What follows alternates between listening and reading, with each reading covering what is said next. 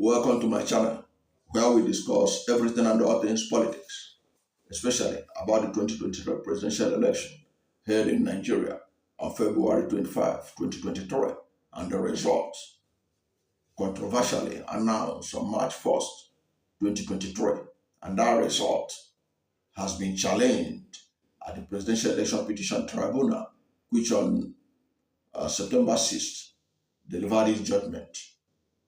Despite the weighty evidence that were presented, the Presidential Election Petition Court dismissed the petitions of Peter Obi of the Labour Party and Atiku Abubakar of the People's Democratic Party. And that matter has now moved to the Supreme Court because Atiku Abubakar and Peter Obi were not satisfied by the verdict of the Presidential Election Petition Court. Now, the outcome of the 2023 presidential election has continued to reverberate across the country and around the world. Because, we live in a global village. Nigeria is not living in isolation. Nigeria has friends all over the world. A whole lot of people are interested in what is happening in Nigeria. And it's not strange, given the fact that Nigeria is the most populous black nation on earth, a country of over 200 million people, and a country with a lot of potentials. And especially when you see the kind of achievements of Nigerians in diaspora, you know that Nigeria is a country full of potentials. And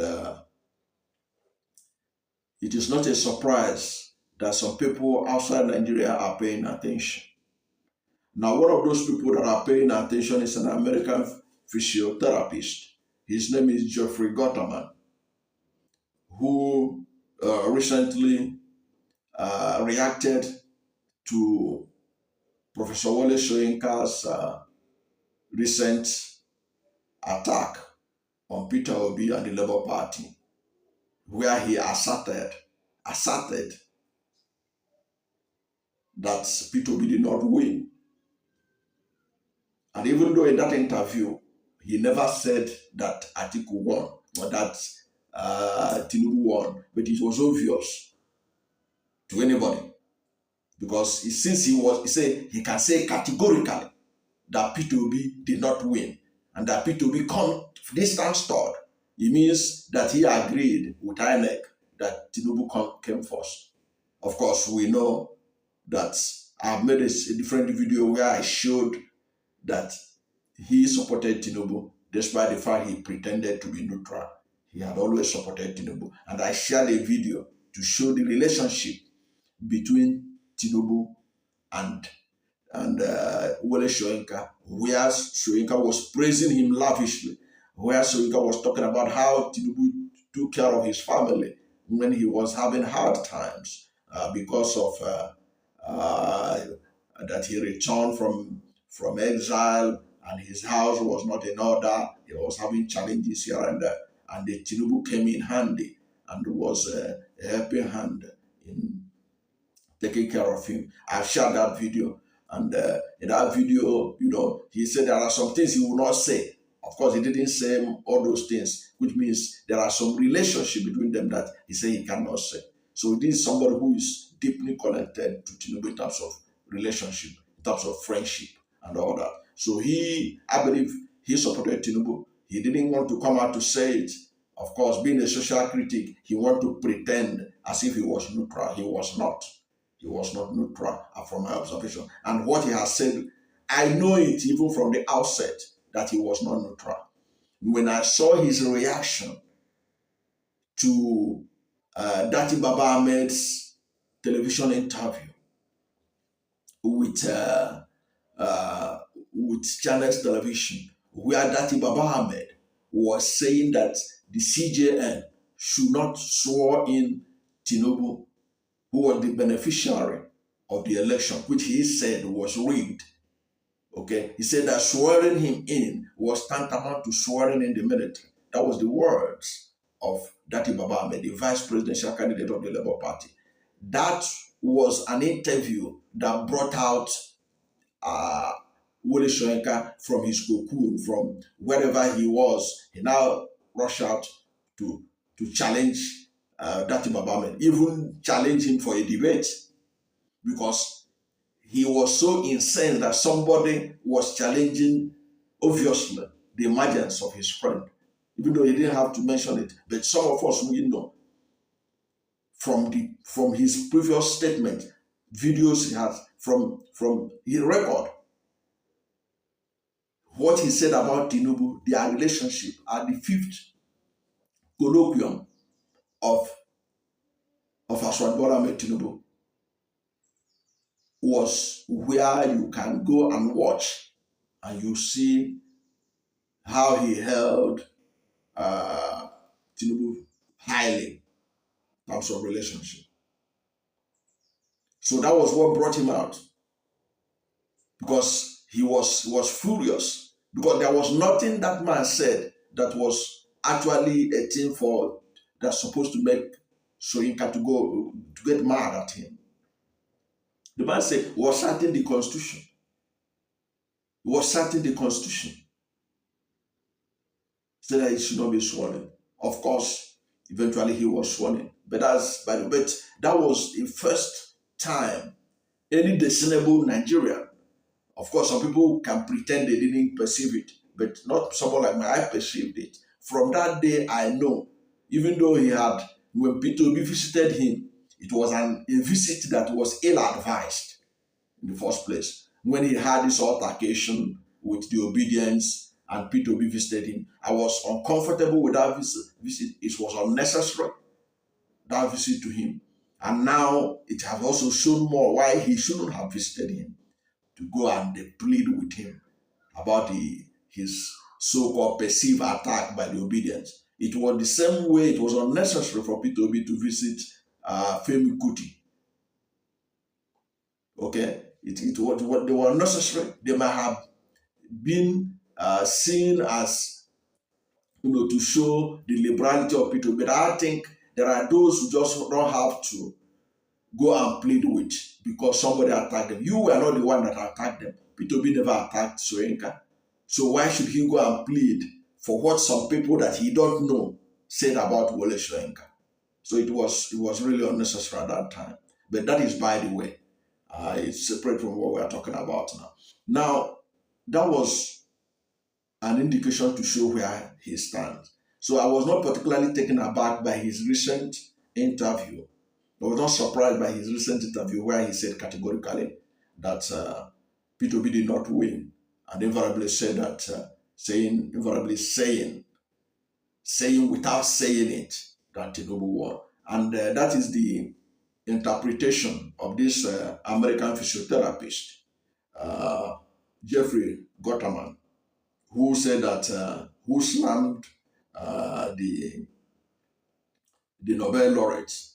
And he said that what the view of the view of Professor Soyinka on the election is dubious. He called it a dubious view.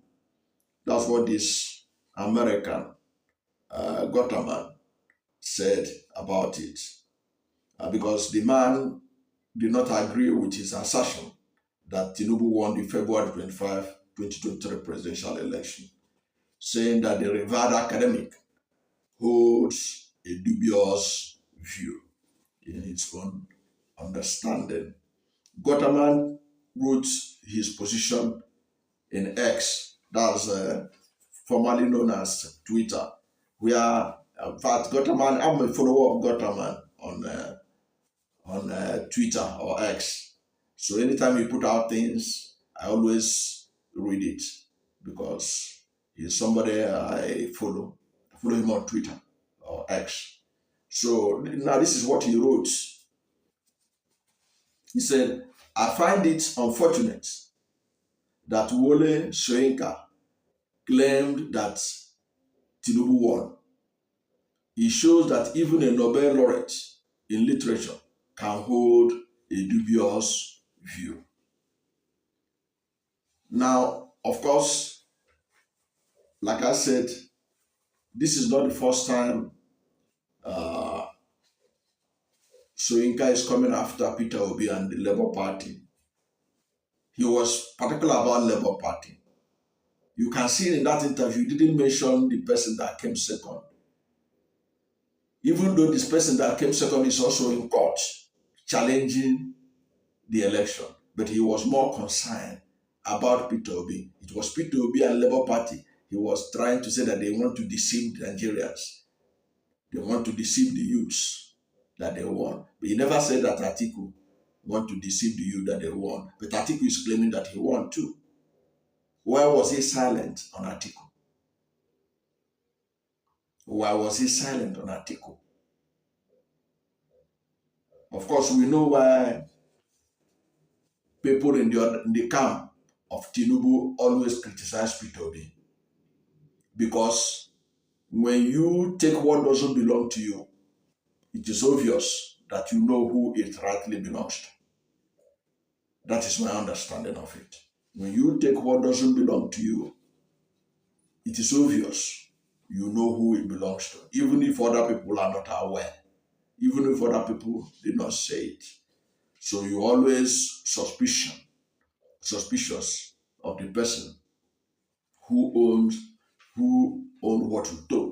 what you took, the person, the rightful owner of what you dubiously took away. He will always be the one, not another person who is claiming the same trophy. You wouldn't bother yourself much about him because you know actually that one is not the owner of the product. He's not the owner of the trophy. He's not the owner of the prize. So you don't have to talk about him. It doesn't really matter in the question. It is the person who owns the property, the person who owns the trophy, the person who won, and you took it away from him. You are going to be the one attacking. He's the one you're likely to attack him, to convince him, to confuse him and confuse people that it was not his own property. It was not his property, that you are the rightful owner of that property. That is quite obvious, to my understanding, on why nobody talks about Atiku Abubakar, why nobody criticizes Atiku Abubakar. The camp of Tinubu are always after Peter Obi, because it's obvious they know Peter Obi won. They know Peter Obi won. I'm sure of it that in their heart of hearts, they know that Peter Obi won. Because if not, they will not be attacking him the way they are attacking him. If not, they would have dismissed him the way they dismissed Atiku Abubakar. But they know that Peter Obi won the election. It was stolen from him. And there are strong indications to show that Peter Obi won. One of the reasons why I believe that Peter Obi won, if Peter Obi did not win, Peter Obi will not go to court. I keep saying it every opportunity I have. If Peter Obi did not win, Peter Obi will not go to court. The only reason that you see a man of integrity like Peter Obi going to court is because he believes strongly that he won. And you know Peter Obi is a man of integrity. Peter Obi is not a thief. Peter Obi is not a looter. Peter Obi did not enrich himself like the average politician in Nigeria. Peter Obi carved a niche for himself. Peter Obi has no money to throw around. It's not that he's not rich. He's rich, but his wealth, you compare his wealth, the way he made his money, in the mode of Warren Buffett, the way they made their money, in the way that people like Bill Gates, people like George Soros, people that you can know how they made their money. Okay, it's not like the average Nigerian politician, who the only thing that makes them wealthy is because of the political corruption. So when I see Peter Obi and his determination to reclaim his mandate, I strongly believe that he won. And when I look at the data, I also am convinced. I look at the data. I look at what he was able to do. Had it been that INEC was sincere, had it been the election was transmitted as INEC promised, there is no doubt it would have been difficult for the manipulators to manipulate it. But that gave them a lot of window, to my own understanding, for this election to be manipulated. I believe strongly that Peter Obi won. Look at the opinion polls before the election. I have seen people who are now describing those opinion polls as dubious. It can't be dubious. These were opinion polls that were done scientifically. Opinion poll by CNN, opinion poll by Bloomberg. Is it that Peter Obi will bribe Bloomberg, bribe CNN?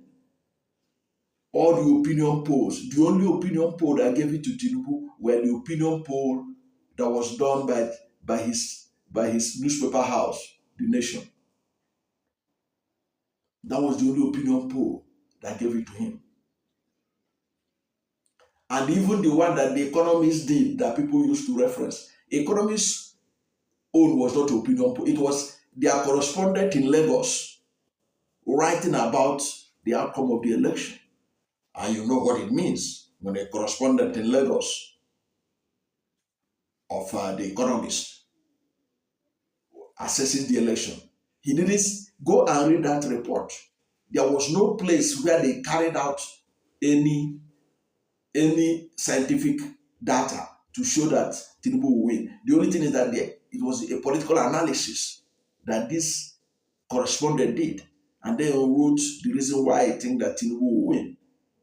It wasn't based on any facts. It wasn't based on any factual data, unlike all the opinion polls that showed that Peter Obi was the man to beat. And these opinion polls cannot be wrong. It cannot be wrong. And they all showed the trajectory of victory for Peter Obi. It showed the pathway for Peter Obi's victory. But what happened on the election day changed everything. And now the matter is in court. And let us see what the Supreme Court will say about all the points that Peter Obi had raised on why the election should be nullified or why he should be declared the winner of the election. And look at it. Tinubu will be the first person to become president of Nigeria without winning in all the major points, major voting blocks in Nigeria. He didn't win Lagos. He didn't win Kano. Even Port Harcourt, they said he won. Independent verification by the BBC and the Premium Times showed that he didn't win it. Yes. Go and read the BBC report. Go and read the Premium Times. But the Presidential Election Petition Tribunal still insists that he won Rivers. How did they achieve it? They didn't bother to do anything. All they have to do was to disqualify the witness from Rivers State. So just disqualify them, because when you disqualify the witness, you disqualify everything. So they just disqualify the witness. And that was how that one went. Let us see what the Supreme Court will say about the matter. So that is the way it is. I strongly believe that Peter Obi won the election. And Wole Soyinka believed that Tinubu won. It is his own view. And this is my own view. I'm entitled to mine, he's entitled to his. But I have more verifiable fact. I can prove it. But I have never seen where Soyinka has proved how Tinubu won. I have done tons of videos to show how Peter Obi won. And I have done videos to show how Peter Obi, that he was saying that Peter Obi came distant third, how Peter Obi will move from number 3 to number 1 when proper things are done in respect of his petition. Thank you for watching this video. And if you are new to my channel, you are not yet subscribed to my channel, please subscribe to my channel. Hit the subscription button, hit the notification bell. When you subscribe to my channel and hit the notification bell, anytime I have a new video, you'll be the first to know. God bless you. And please don't forget to like this video, because when you like it, God will rank it high and recommend it for more people. Thank you, and God bless you and yours.